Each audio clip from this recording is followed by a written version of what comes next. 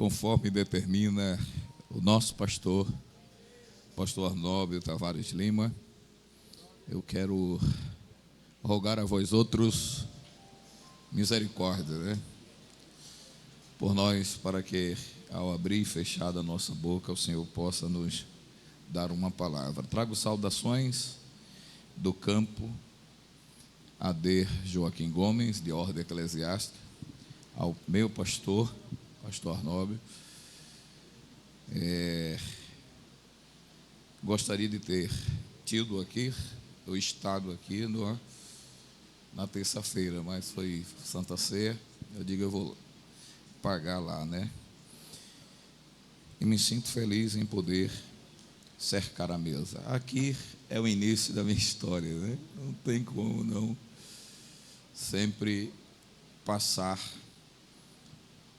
esse momento que é tão extraordinário, relevante, produtivo e necessário. Um filho, ele precisa ter reconhecimento disso, Principalmente quando é bem assistido, é bem alimentado, orientado, dirigido, protegido, exigido, doutrinado, e até disciplinado quando necessário. A Bíblia diz que tudo corrobora e contribuem para o bem daqueles que amam a Deus. Quando recebemos alguns apertos no início dos degraus, significa dizer que Deus está gostando de nós e está vendo algumas coisas que não são pertinentes, necessárias, relevantes para a nossa formação como obreiro. E eu tenho essa dívida com esse santo servo de Deus e levarei até o dia do arrebatamento. Meus queridos, hoje é um culto muito especial, um culto de meditação, é um memorial que traz aos nossos corações uma reflexão profunda do verdadeiro sentido desta solenidade. 2 elementos apostos à mesa, um simbolizando o corpo de Cristo e o outro o sangue, que foram responsáveis, diante de um sacrifício único, a absolvição. E por isso que eu quero convidar a todos quantos apóstolos estão e trouxeram a carta magna, que por gentileza, abrindo-a aos Filipenses, traz uma mensagem, epístola do apóstolo São Paulo aos Filipenses, capítulo de número 2 e o versículo de número 8. Estava meditando nesta palavra e escrevendo. Glória a Deus. Ninguém se preocupe. Me veio na mente quando eu estava tomando banho para vir para cá. Ninguém se preocupe em querer ser outro. Vai dar errado. E nem se subestime pelas suas limitações. Cada um tem uma ferramenta diferente e apropriada, estabelecida por Deus. Você não pode ser a minha pessoa e eu não posso ser a sua pessoa. Agora, eu posso enriquecer com as pepitas que você garimpa nos campos férteis e promissores que são as Escrituras Sagradas. Se tiver humildade, porque cara feio não é santidade, não. É fome, é porque é feio mesmo, Então, essa reciprocidade com os companheiros demonstra, revela coesão, unidade. E onde há coesão e unidade, Satanás fica do lado de fora, E um dia, pastor, eu fiquei me cobrando que eu anoto algumas coisas, eu gostaria de ter a mente que o senhor tem. Quando era mais novo, eu dava uma rajada de muitos versículos, mas a gente vai amadurecendo, e o senhor me dizia, lembra no início? Você vai mudar, deixe pastorear que você vai ver. E eu fiquei preocupado, e um dia eu liguei às redes sociais, quem é que estava lá? Príncipe, o erudito da teologia. Eu tive o privilégio de dividir o púlpito com ele. Não morri porque Jesus me segurou. Abraão de Almeida. ele tem esse mesmo segmento que eu tenho. Então, cada um tem a sua forma e o seu jeito. O texto, eu gostaria de fazer uma leitura responsiva. Os nossos mestres acreditam que uma leitura participativa, ela proporciona com mais volume, acentuamento, uma absorção maior daquilo que vamos estudar. Capítulo de número 2, versículo 8. Toda a igreja, quem achou por gentileza e bondade, diga amém. 1, 2, 3, todos. Humilhou-se a si mesmo, sendo obediente até a morte, e morte de cruz. Dá para dizer amém? Para entendermos esse texto, descorrendo numa apresentação que chamamos de prelúdio, preâmbulo, a plataforma do assunto que vamos descorrer com a graça de Deus, eu quero subordiná-lo ao tema, o significado do Gólgota, porque tudo isto que nós estamos desfrutando nesse século 21, século de efervescência social, política e religiosa, é exatamente por causa deste cenário que marcou a história da igreja na terra. O livro de Filipenses, ele teve como autor e escrevente o apóstolo Paulo, e seu tema era alegria de viver por Cristo, calculando-se a data de 62 a 63 depois de Cristo. A cidade de Filipos, na Macedônia Oriental, a cerca de 12 quilômetros do mar Ageu, foi assim chamado em homenagem a Filedós, da Macedônia, pai de Alexandre o Magno. Dentro da guisa de introdução, a história diz que nos dias de Paulo, ele teve esse privilégio, claro, chamado, capacitado, promovido por Deus para fazer uma história diferente de outros ou de outrem.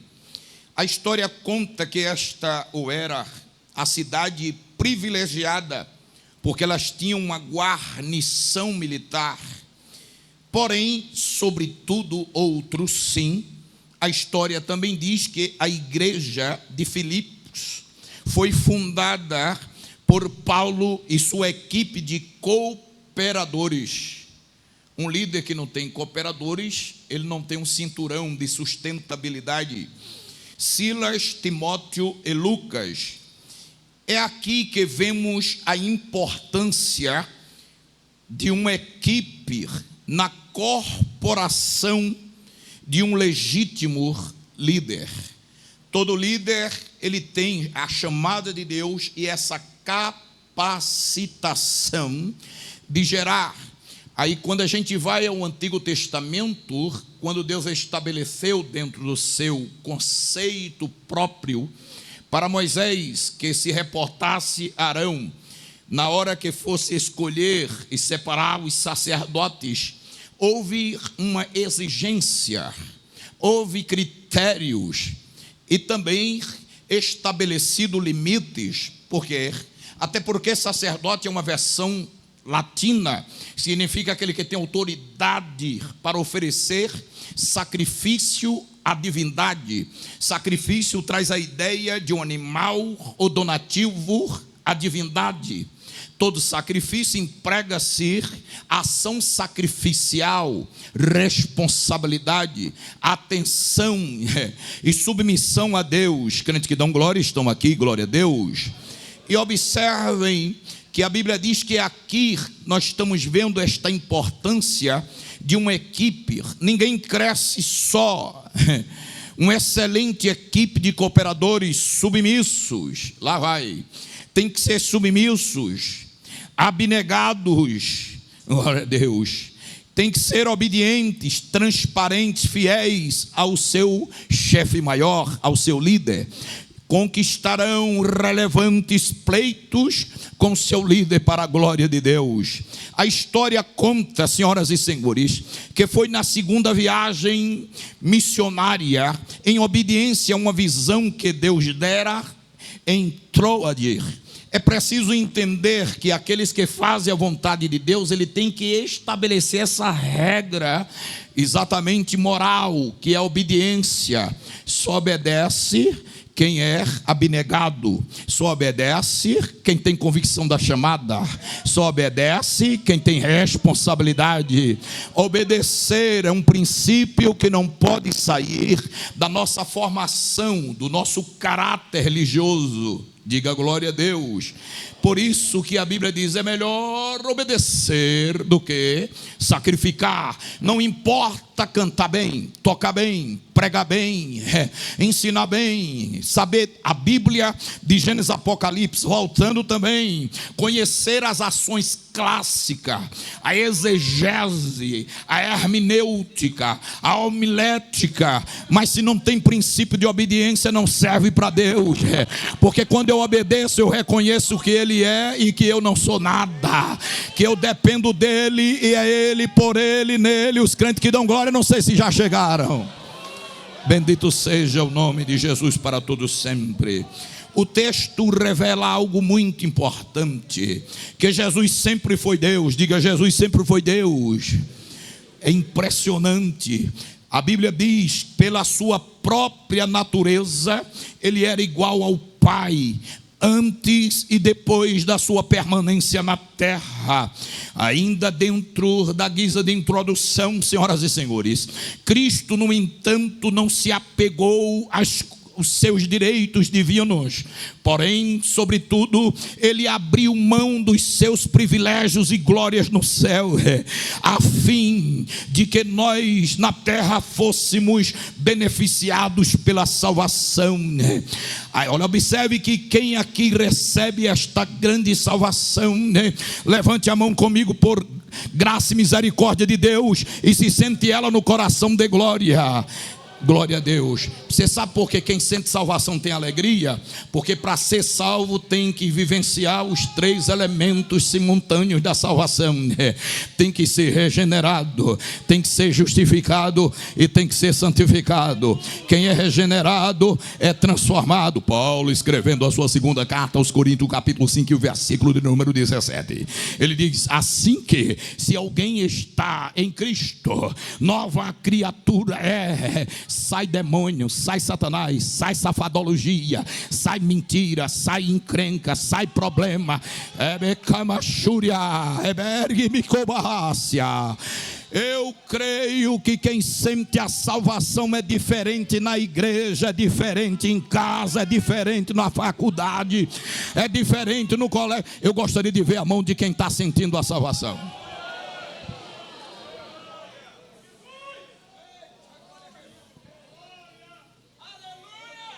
Regeneração significa mudança, alteração de comportamento, ideias e pensamentos. Quem é salvo, o linguajar dele é diferente, as decisões dele é diferente, os olhos dele são diferentes, a língua dele é ungida. É salvo, regenerar. E não cabe aqui a ação progressiva. Não tem limpo, limpinho, limpão, crente, crentinho, crentão, cheio, cheinho, cheião. Não, ou é cheio ou é vazio, ou é crente ou é incrédulo, ou tem Deus ou só faz parecer que tem. Quem tem Deus, o semblante dele é alegre, independentemente que por dentro tem uma bomba já pocando. Mas o equilíbrio que ele tem do Espírito Santo, ele sobrepõe, ele supera, ele suplanta a adversidade. Diz que a fé faz você cantar na tristeza, porque tu não dá glória, mas já está certo o negócio. Diga glória a Deus, glória a Deus, diga glória a Deus. Regeneração produz revivificação. Regeneração produz fortalecimento. Regeneração, glória a Deus, implanta recuperação moral ou espiritual. E interessante que quando os demoninhos passam, olha, ele diz: não é mais ele não, está muito diferente. Até em olhar para ele a gente arrepia todo, olha, eu não sei. Glória a Deus. É porque a regeneração, ela traz essas benesses, tanto moral como espiritual. Ela traz a recuperação e a restauração. Já justificar, segundo a etimologia bíblica, que é a arte de interpretação, trazendo para nós os originais, é o ato ou efeito de é mais ou menos assim. Eu acho lindo isso aqui. O cara peca, vem para a igreja, Jeová faz. O diabo diz: cadê aquele pacote? Diz: não tem mais. Ele anda agora com o texto áureo de Romanos 8, primeiro, que portanto agora nenhuma condenação lá para os que estão em Cristo Jesus, que não mandam segunda. Vocês não dão glória não? Não. É incrível. A justificação, olha o que é que ela gera no indivíduo. Ela pega o indivíduo obsceno, sujo, imundo, e torna ele puro. O cão olha para você, porque é o seguinte, é interessante: Satanás não é onipresente, onipotente, nem onisciente. Aí ele manda uns demoninhos. Os demoninhos ficam 24 horas nos monitorando. E eles usam uma luneta que é para ver você, né? Aí quando olha, só vê faixa vermelha. Primeira epístola de João, capítulo 1, versículo 7, diz: se andar na luz como na luz, ele está tendo comunhão. Tem que ser crente com os crentes também, tendo comunhão uns com os outros. O sangue de Jesus Cristo nos purifica de todo o pecado. Quem diz amém? Quem diz amém? Quem diz amém? Justificação é um conjunto de argumentos apresentados por alguém em sua defesa e seu favor. O cão chega e já diz: sai, nenhuma condenação há para os que estão em mim. Pega o beco, demônio. E santificação é tornar santo. Todo crente santificado, ele é consagrado, separado. É por isso que Deus se preocupou, numa linguagem de compreensão humana, para ter o muro. Porque o muro, ele impõe limites, não é? Ninguém vai entrar numa casa pulando o muro, porque vai encontrar uma 12 de cano cerrado ou um Rottweiler, né? Tem que ir pelo portão, na cigarra, se identificar, e o proprietário é que vai discernir e decidir se você entra ou não. Aleluia. E a santificação não deixa o cão entrar. O cão fica do lado de fora. Quando você vê uma igreja cheia de problemas, de conflitos, eita, lá vai. Crentes personificados. Quando está no microfone, subo como a nuvem e desço como a neve. Se tu me encanta, tu me levas. E quando está sentado, mais frio do que rã de pote. Vem para a igreja só na Santa Ceia. Nos cultos de doutrina vai não sei para onde. Aqui não tem, que Deus me perdoe.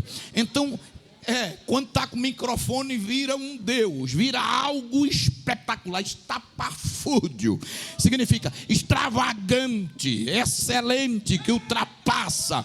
Quando está com o microfone, parece que os anjos tudinho descem sobre ele, não fica mais para ninguém. Irmão, isso aí não é prova de espiritualidade. Prova de espiritualidade é caráter, é personalidade, é realidade, é verdade. Cadê a mão de quem veio adorar a Deus aqui esta noite?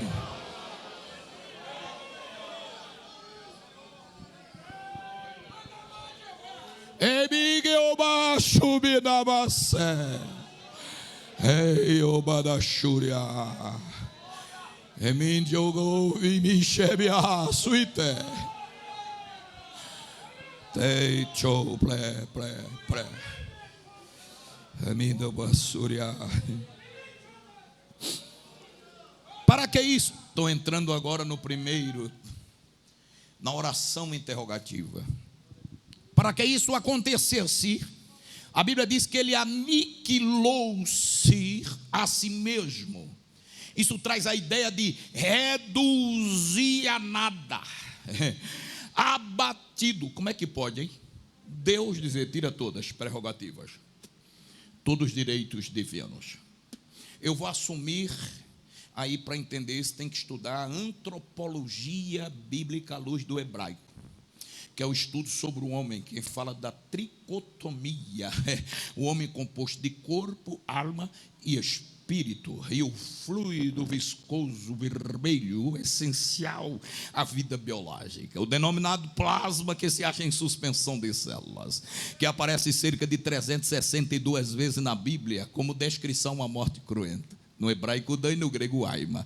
É interessante, Jesus diz, pode deixar, eles não aguentam o cacete que tem que levar, eles não vão aguentar trilhar a rua de Jerusalém com uma cruz, instrumento de suplício usado pelos persas, gregos e os romanos e os egípcios, conforme os historiadores, composto de 3 peças, patibulum, cedile e edile, e eles acreditam que eram 130 quilos, fora as toneladas dos nossos pecados.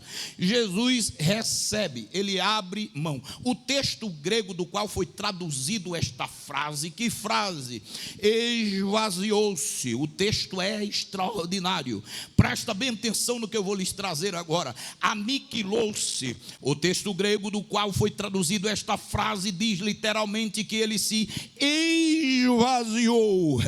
O sentido aqui traz o conceito de que ele deixou de lado sua glória celestial, posição, riquezas, direitos e o uso de prerrogativas divinas, que por sua vez dá a ideia de regalias ou vantagens que possuía.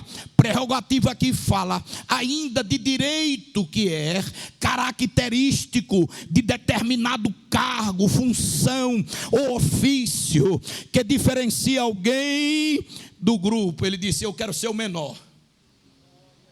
Quando eu vejo algum crente que começa a subir os degraus e já fica fofinho, que engessa o pescoço, que já dá a paz do Senhor clássico, paz,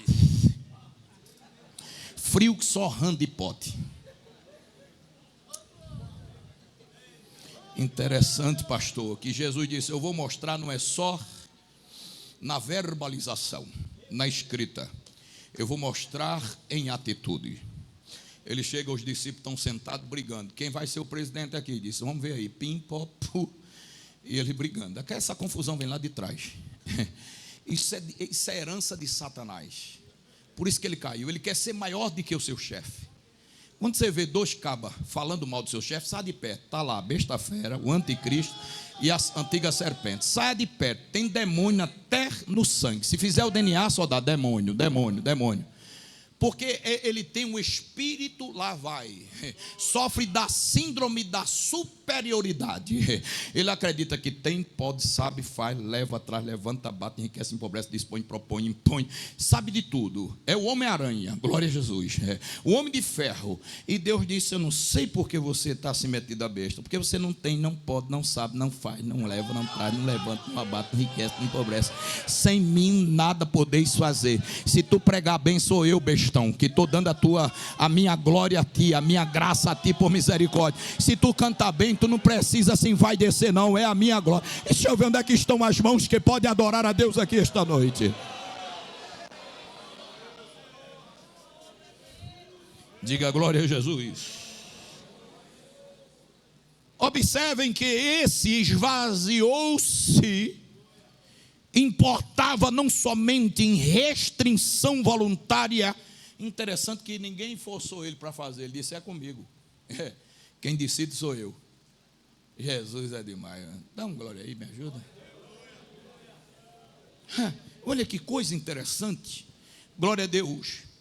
Restrição voluntária dos seus atributos e privilégios divinos, mas também na aceitação do sofrimento, da incompreensão e dos maus tratos, do ódio e finalmente da maldição da cruz.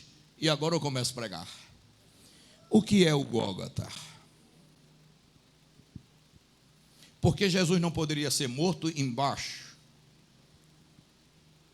porque ele tinha que subir o monte, e ele só poderia abrir a boca para dar 7 palavras de bênçãos lá em cima, entre o céu e a terra. Vamos aprender um pouquinho.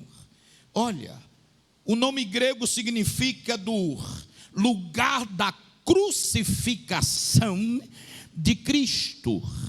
Em aramaico é Gulgota e em hebraico é Gulgolet, que quer dizer caveira, lugar da morte. Em primeiro lugar, para a gente entender o que é o Gólgota, eu fiz aqui algumas pontuações.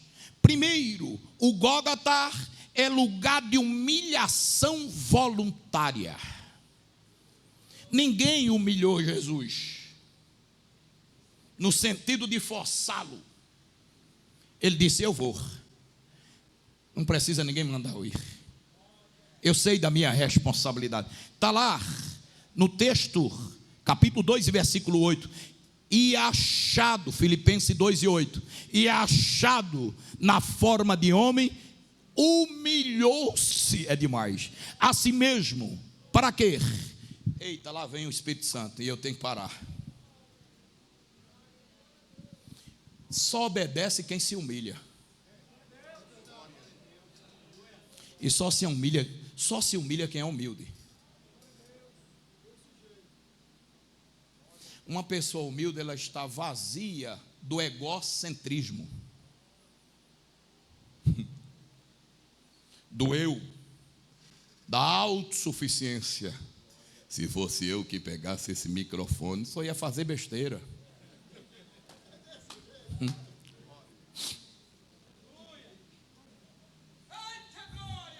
É um silêncio. Eu esqueci de trazer a chave da casa, do carro, né? Mas eu trouxe a chave do céu. Olha para aqui. Ele humilhou-se. Então, para mim obedecer, eu tenho que descer do cavalo. E quando não quer descer do cavalo, se sentindo bambam, porque eu fiz PhD, doutor em divindade, compra e não paga, é débito para todo lado.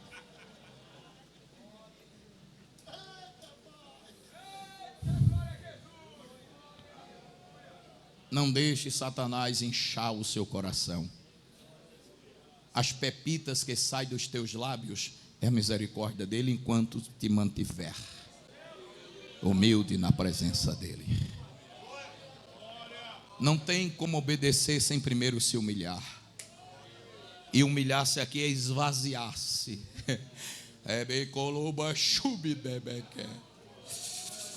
Paulo fala isso aos Gálatas, capítulo 5, versículo 17, porque a carne luta, degladia um contra o outro, a carne contra o espírito, para que ambos não façais o que quereis. Existem duas forças opostas dentro de nós. Quando a gente pensa que está, às vezes a gente prega em certos lugares que Deus arrebenta tudo, a gente sai todo fofinho, cheio de orgulho, diz: quando é a próxima agenda vai ser melhor. Chega lá, meu filho, prega que cai a chapa no chão, e nem um tchó, para saber que não é você, é Ele. É Ele, é Ele, é Ele.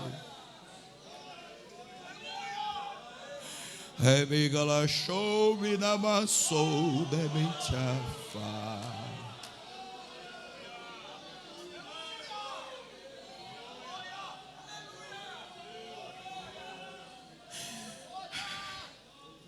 Eu fui pregar num evento, pastor, de grande peso, onde estava uma plataforma de príncipes. Eu passei mais ou menos uns 15 dias de jejum e oração, de madrugada de jejum e oração, e eu lia. Um texto que eu já dominava. Ah, pastor, quando eu cheguei lá, me deu um branco. As letras sumiram. Eu quase morri. Aí fui reclamar lá no quarto. Aí ele disse: eu estou tratando você ainda. Quando subir, não suba só, me convide.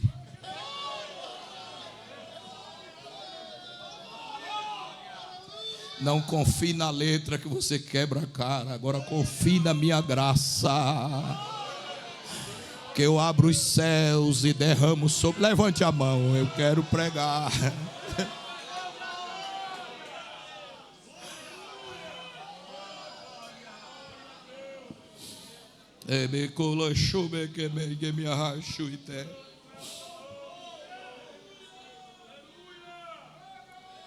Observem que a linguagem aqui é paralela à frase, a si mesmo se esvaziou. Paralelo em geometria é exatamente qualquer linha equidistante de outra. E isso significa que cada ato ocorre pelo livre exercício da vontade pessoal de Cristo, ou seja, a expressão aqui, obediente até a morte, morte de cruz, gera o conceito de submissão à vontade do Pai. Hebreus capítulo 10, versículo 5 a 9. Você sabe o que é submissão, irmãos? É você sair da cadeira de motorista, sentar na cadeira de passageiro e dizer: pode me levar para onde quiser. Submissão é isso. Submissão não dá direito para você escolher para onde você quer ir e para onde você quer morar. Receba.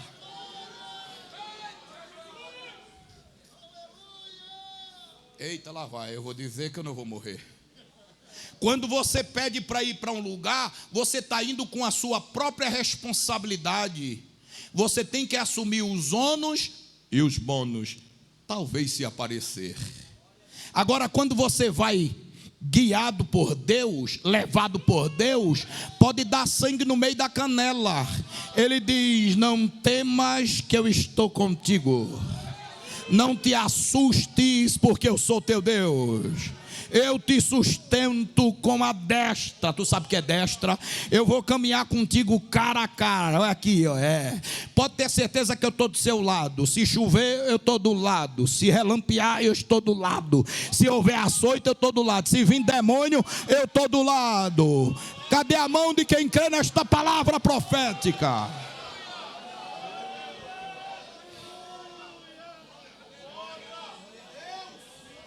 Eu quero fazer um teste aqui esta noite. Quem sente essa presença dele aqui? Segura a sua mão direita por 30 segundos. Você não está no velório, nem numa reunião de sindicalista. Você está no templo, onde está o Pai, o Filho e o Espírito Santo, para cercar a mesa. E culto tem adoração, e culto tem manifestação, e culto tem sacrifício. Eu vou deixar você adorar a Deus por 30 segundos, depois eu prego. Debi oba shubiahai, Miguel Barra Suité.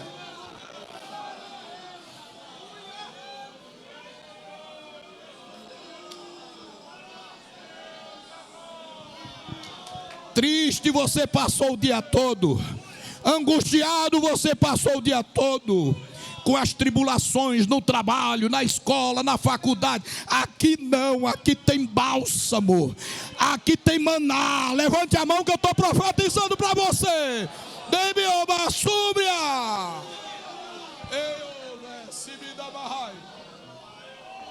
Diomaga suriti o mikebe.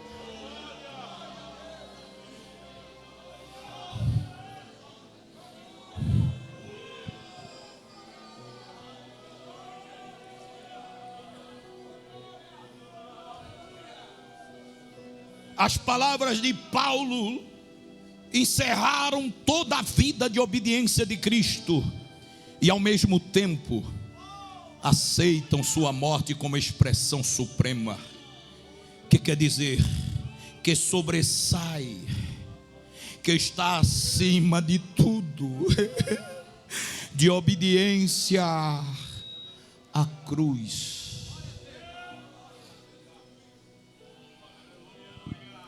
Você sabe que a cruz gera em nós? Não é elogios, aplausos, tapinha nas costas, honra, vitrine. A cruz traz sofrimento. Agora eu entendo porque quando Paulo orou, exausto, pelas furadas do espinho na carne, Paulo tinha uma intimidade tão profunda com Jesus que ele disse: Senhor, não aguento mais, está furando demais. Interessante que, independente da resposta, Jesus sempre responde. Paulo levantou a cabeça e disse: vou me ver livre agora. Ele disse: não, os espinhos vão te acompanhar, mas a minha graça te basta. Lá vem o Espírito Santo de novo. Tu sabe por que tu estás do jeito que estás? Por causa da graça. Tu sabe por que tu prega às vezes, sai de casa e diz: não sei o que eu vou dizer, e quando chega lá os céus se abrem e Deus te revela, manifesta o dom da ciência, manifesta o dom da sabedoria, manifesta o dom do conhecimento. Eu fosse você, eu dava glória, rapaz.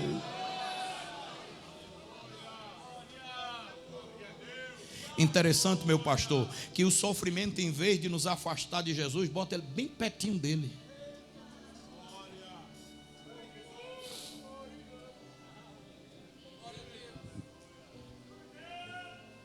Não tem aquele momento que você dobra o joelho, não tem palavra e só faz gemer?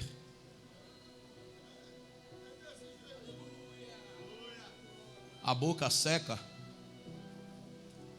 Há uma pontada no coração que parece que você está tendo um derrame. Derrame não, um infarto. Aí quando pensa que não, aquela voz suave: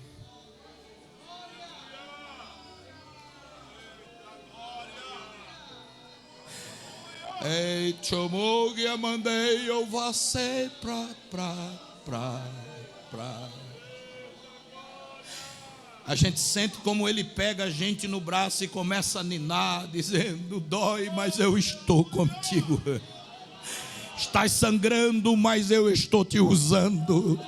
Estão te apedrejando, mas eu estou aqui para te dar o bálsamo. Não desiste, continua. Eu enfrentei a via dolorosa para que você pudesse estar aqui esta noite. Então não perde tempo, abre essa boca e dá uma rasgada de glória a Ele.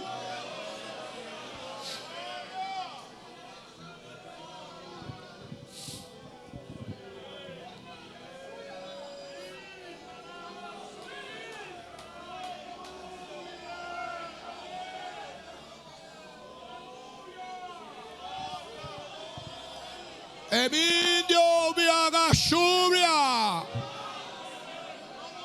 O Espírito Santo está aqui forte, dizendo: estou com saudade da tua adoração e devoção a mim. Tu nunca mais falasse em línguas, tu nunca mais chorasse, tu estás tão distante de mim, estás distraída com as coisas do mundo, mas eu te trouxe hoje aqui para te dizer: este sacrifício foi para te dar a liberdade e a autoridade de estar aqui me glorificando.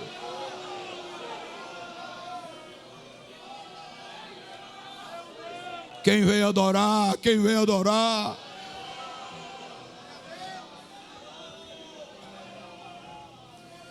A ênfase recai mais sobre a prontidão, o ato de estar disponível, desimpedido, pronto para agir imediatamente.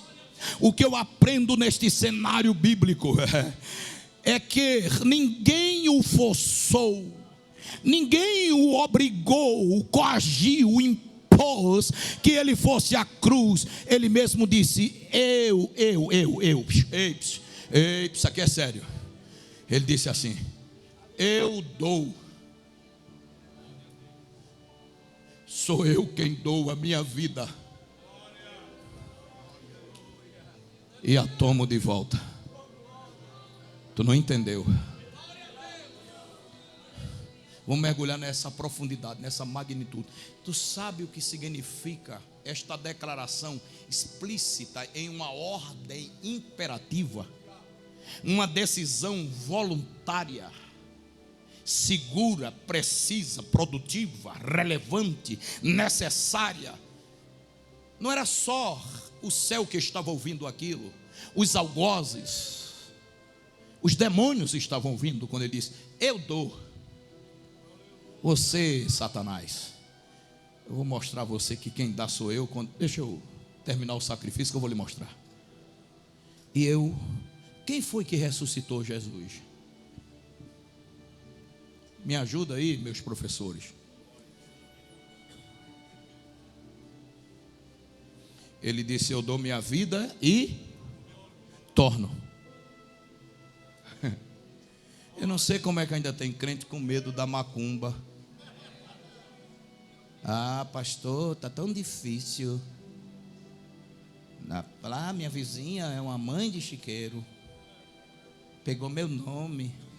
Ô irmão, vigia, vai ler Bíblia, irmão. Tu não vem para o culto de doutrina? Toma.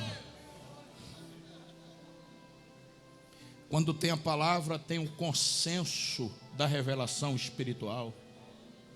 A palavra, ela blinda a tua mente, ela abre os teus olhos, ela purifica os teus lábios, ela estabelece limites para o teu corpo. Ah, você não deu glória ainda? Diga glória, pelo amor de nosso Senhor. Segundo ponto, já estou concluindo. Gólgota é lugar de intercessão. Como é que pode, irmão? Aqui na terra o irmão faz um mal ao outro. Ele diz: se orar, Deus vai quebrar as duas pernas, os dois braços. É um terrível, né? Aqui não tem não, que Deus me perdoe. Vou dar um recado aqui de Deus. Quem não estiver falando com um dos seus irmãos, companheiro ou irmãs aqui, hoje, não estão. Está uma ruptura, uma divisão entre você. Não pegue no pão e nem pegue no cálice. Você pode passar uma vergonha e cair endemoniado.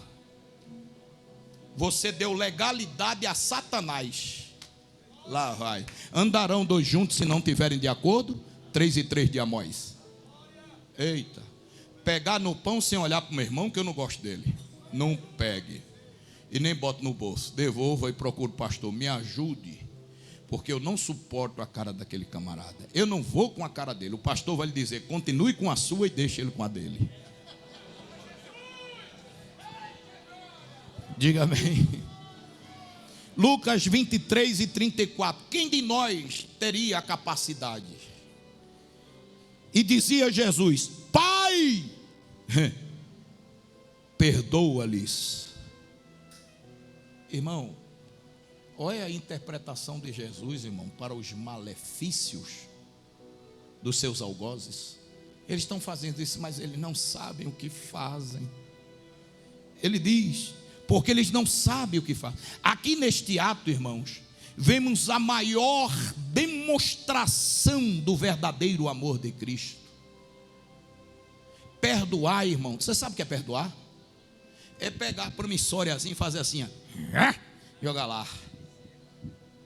Não é você toda vez que tiver uma raiva, você lembra, né? Está pensando que eu estou esquecido o que você fez?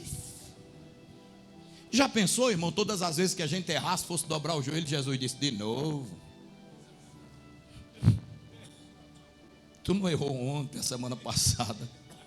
Quem ia orar mais, pastor? Mas nós agimos assim.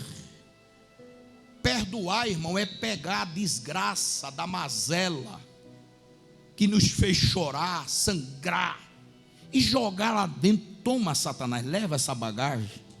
Perdoar é beijar, abraçar e dizer: eu te amo. E nós vamos para o céu. Jesus, quando olhou para os algozes, ele não viu as malícias, as maldades deles. Jesus viu o quê? A miserabilidade. Por isso que ele disse: eles não sabem o que fazem. Veja, irmãos, glória a Deus. Ele ignorou a traição de Judas e de Pedro por lhe negar 3 vezes. Ele ignorou os sumos sacerdotes que o julgou ilicitamente. Ele ignorou a covardia de Pilatos quando lavou as mãos àquele infeliz, pensando que esse ato hipócrita, fariseu, iria ausentá-lo do juízo final. Ele ignorou as maldades dos soldados romanos, que sem temor e sentimento humano colocaram uma coroa de espinhos sobre a cabeça e mais 39 chicoteadas. 40 menos 1. A tradição diz que na ponta do chicote tinha osso de carneiro seco e chumbo. O osso cortava e o chumbo, as carnes. Por isso que ao partir só não quebra os ossos. Quando a gente pega um pequeno pedaço de pão depois de consagrado e por fé recebemos como o corpo de Cristo, nós sentimos. É interessante que em vez de sentir tristeza, a gente sente alegria, porque sabe que foi por este castigo que nós fomos libertos. Tem alguém aqui para dar uma glória a Jesus?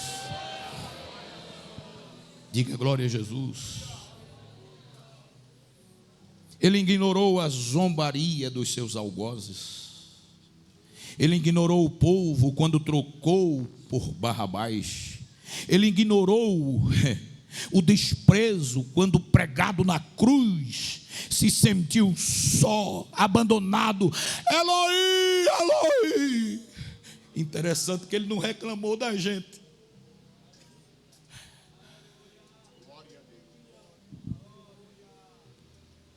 Mas ele se reportou ao Pai. Eloi, Eloi. Deus meu, Deus meu. Eles me abandonaram porque eles estão na negridão do pecado. Não sabe. Mas por que tu me abandonaste? E Deus em silêncio.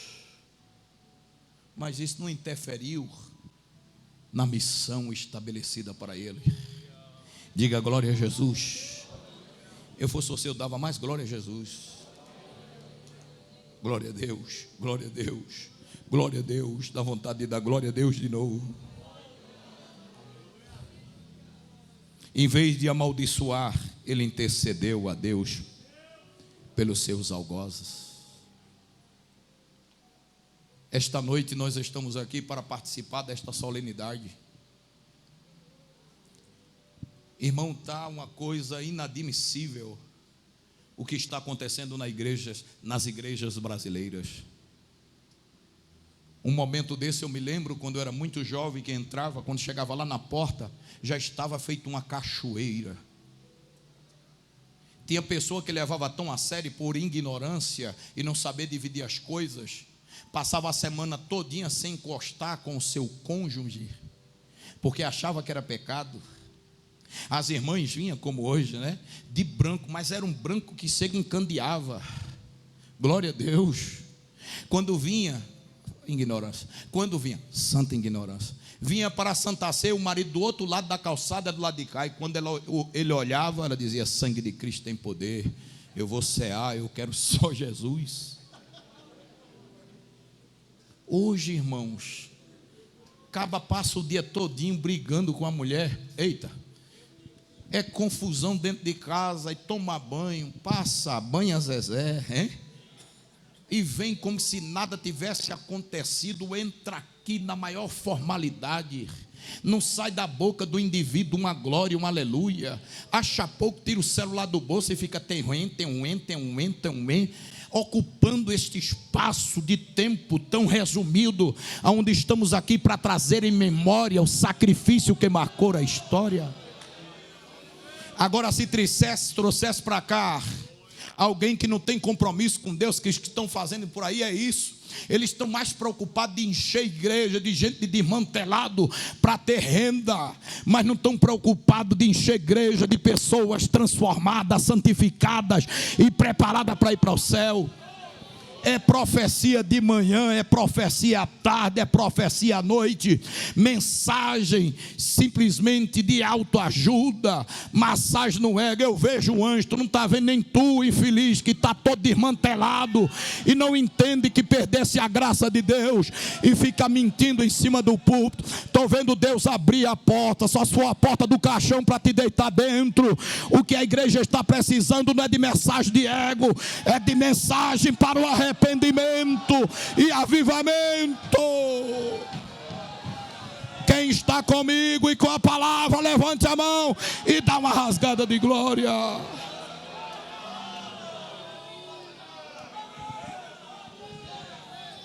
Canta, departamento fulano.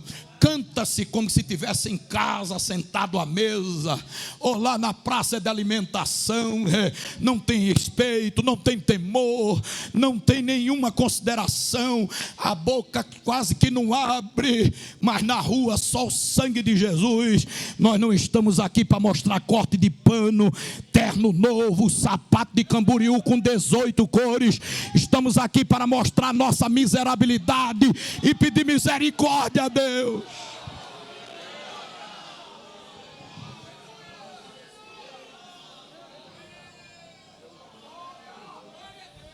Vamos fazer um teste.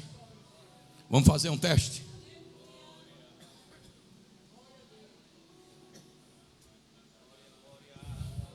Feche seus olhos.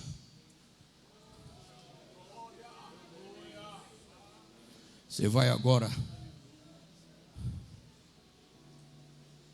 saber o grau da temperatura espiritual da sua vida. Feche os olhos. E veja um homem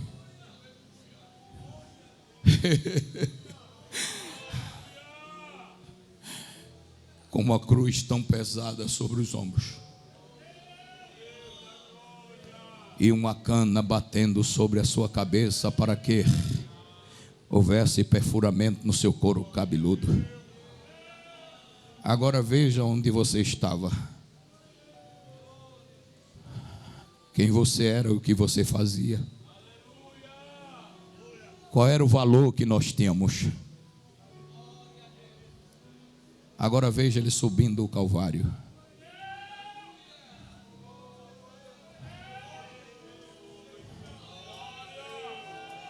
Veja alguém deitando ele sobre a cruz.